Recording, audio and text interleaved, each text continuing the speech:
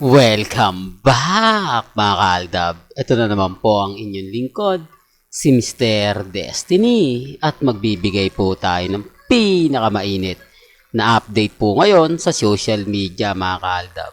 Ito yung pinaka-latest post nga po na naispatan natin. Ito pala yung sinasabi mga kaaldab na sitcom nila Bossing, nila Miles, at ni Atasha. Kung ako'y hindi nagkakamali mga kaaldab, sabi ko nga po sa inyo, dito po sa channel ni Mr. Destiny, 101% updated po kayo. Hindi po ba?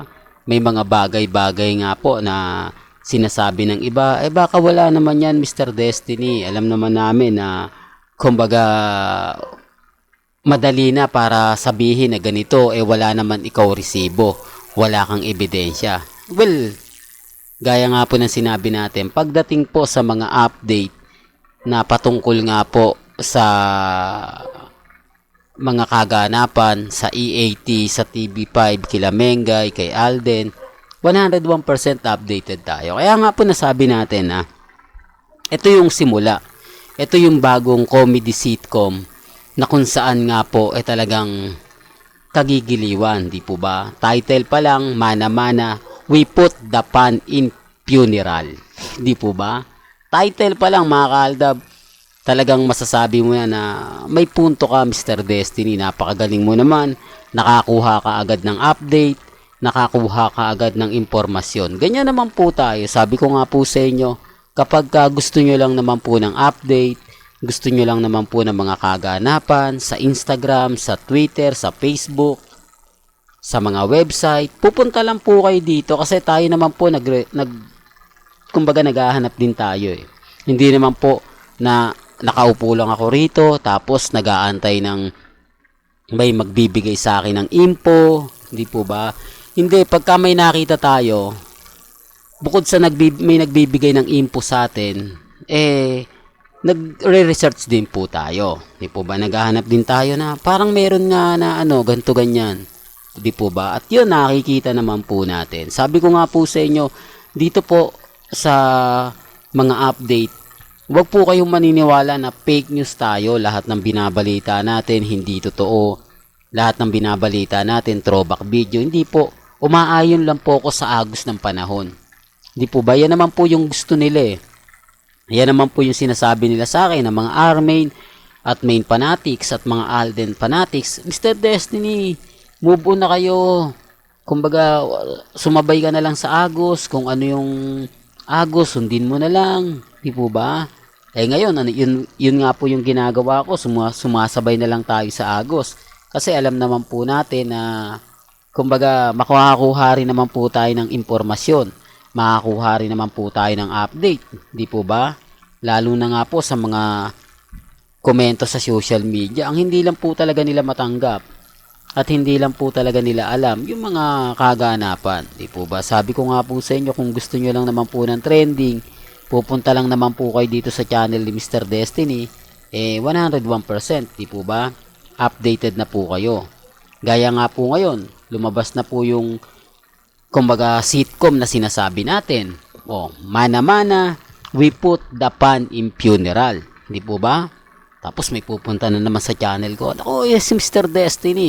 Fake news yan, hindi totoo yan. Wala namang pong pilitan. Hindi naman po ako namimilit na kumbaga paniwalaan po nila. Di po ba? Ang sa akin lang po, kung ano lang yung trending, di po ba? O sa mga nagtatanong dyan, Mr. Destiny, trending si Christopher Min. Sabi ko nga po sa inyo mga kaaldab, pag tahimik po, gumagawa yan ng issue. Di po ba? Sinabi niya na si Carla na mismo may sabi hiwalay na si Katnil, tapos sinabi naman ni Carla na wala naman siyang sinasabi. Di po ba? Para lang klaro, para lang po sa kaalaman ng lahat, para lang po sa mga dumadaan at bumibisita sa channel natin. Di po ba? Kaya nga po ako updated na updated. Kaya lang may mga bagay-bagay po na hinihiling nga po nila na ganito na yung gawin ko, ganito na i-update ko. Pasensya na po kasi sabi ko nga po sa inyo, simula't simula pa lang po Aldab Nation na ako. Di po ba? Remind ko lang po sa mga baguhan at sa mga dumadaan po. Siyempre dito po sa channel ni Mr. Destiny. Ano man po yung mga gusto nyo mapanood, mapakinggan, mabalitaan, lalo na nga po pagdating kina bossing, updated po tayo. Kasi sabi ko nga po sa inyo, hindi ko alam kung sino-sino nga po ba ang isasalang dito. Kita nyo naman po, di po ba si bossing lang yung nakatayo rito. Kasi sabi ko nga po sa inyo, ano pa yan nasa negosasyon pa yan. Hindi pa alam kung sino nga po ang ilalagay dyan dahil sabi ko nga nakapending pa ang Open 24/7 at sisirain nga po ito ng GMA para kumbaga mawala na. Di po ba sabi ko nga po sa inyo yung airtime na binabayaran po ng Open 24/7 malaki. Di po ba paano kung wala na mga advertiser na pumunta? Kada ere noon mahal ang bayad, di po ba? Tapos hindi naman pinopromote. O sino naman yung nagpo-promote? Hindi naman pwede i-promote ng Eat Bulaga o nila bossing sa TV5. Di po ba? Malaking kaano naman nun. Ang GMA, ang tanong, pinopromote pa. Di po ba? Galit nga sila kay sa TVJ dahil sinampahan sila ng kaso. Yan ang sinasabi ko na hindi po nila naiintindihan. Hindi po nila alam kasi nga po, nakaupo lang nga po sila tapos nag-aantay lang na may magbibigay ng update. Kapag may nabasa sila, maniniwala na po sila. Tapos sasabihin nila, ganito, ganyan. Pero kung titignan nyo, wala naman po, di po ba? Sabi ko nga po sa inyo dito po sa channel ni Mr. Destiny, kung ano lang po yung latest, kung ano lang po yung trending, doon lang po tayo. Di po ba? Kaya nga po kita nyo, kung papansinin nyo yung mga update natin, di po ba? Kanina po natin sinasabi na mayroon pong sitcom, si Bossing, Miles, at si Maine Mendoza out. Eto na po, nag-boom.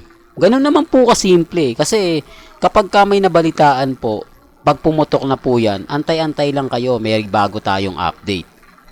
Antay-antay lang po kayo kasi may lalabas. Hindi po ba? At eto na nga po, lumabas na. Ngayon, sino yung nagsasabi ng fake news? Ngayon, sino yung nagsasabi na hindi totoo yung mga sinasabi ko? Walang katotohanan sinasabi ko. Di po ba sila? Basag po talaga sila. Kaya nga po yung Armin at Main Fanatics at Alden Fanatics talagang basag na basag sa akin. Hindi po ba? Kumbaga balikan ko lang po yung sinabi ko na napakarami pong mga mommies, maraming Alden Fanatics, Main Fanatics, Armin ang nagsasabi sa akin na ito na lang yung i-update mo. Mas maganda to, mas kikita ka rito, mas dadami viewers mo, mas dadami followers mo. Lahat po yan, binagsak ko na. Sabi ko nga po sa inyo, number 1 true-blooded Aldab Nation ako. Hindi po ako bibitiw hanggat naandyan po kayo. Hindi po ba? Hindi naman po, kumbaga kita ang habol dito Yung prinsipyo po ba natin, yung pagsasama po natin, di po ba? Yung mga mamis, mga titas, mga senyor, yung tipong nagsama-sama tayo na hindi naman tayo magkakilala, hindi naman tayo magkakapatid, di po ba? Isa't po tayo sa naghiyawan sa Broadway, di po ba napakaganda na hanggang ngayon nakatayo pa rin ako. Hanggang ngayon saludo pa rin ako sa mga katulad kong number 1 Aldab Nation. Yung team abroad lalo na po yan, team Hong Kong. Kaya nga po nagpapasalamat po ako sa suporta na binibigay nyo po sa akin. Nagpapasalamat po ako na walang tigil po yung binibigay nyo sa aking kumbaga lakas ng loob. Di po ba? Sinasabi nyo, kampante ka lang Mr. Destiny, nasa likod mo kami. Di po ba? Kaya nga po ako natutuwang ituloy ang laban na kahit maraming bumabati ko sa akin. Di po ba? Remind ko lang po, hindi po ako binabayaran para ituloy ito. Baka sabihin nyo, hindi, may bayad ka Binabayaran ka ng Aldab Nation para wag kang bumitiw. Wala po. May kanya-kanya po tayong kumbaga pananaw sa buhay at hindi po ako binabayaran para lang ituloy ito. Di po ba? Ito'y gusto ko at talagang masaya po ako sa ginagawa ko. Well, hanggang dito na lang po yung updates natin mga ka-Aldab. Kaya kung gusto nyo pa po ng pinaka-latest at sariwang update, abay tumutok lang po kayo dito po sa channel ni Mr. Destiny para updated po kayo sa mga latest at sa mga bagong video po na ilalabas po natin. Kaya kung bago ka lang sa channel na to at isa kang true-blooded Aldab Nation na nagmamahal kina Mengay at Tisoy, tama po ang channel na pinuntahan mo, kaya consider na po kitang bagong subscriber. At huwag mong kalimutang i-share ang mga video po natin sa mga mami, sa mga titas, at sa mga senyor. Hanggang sa muli, salamat po sa panonood at pakikinig.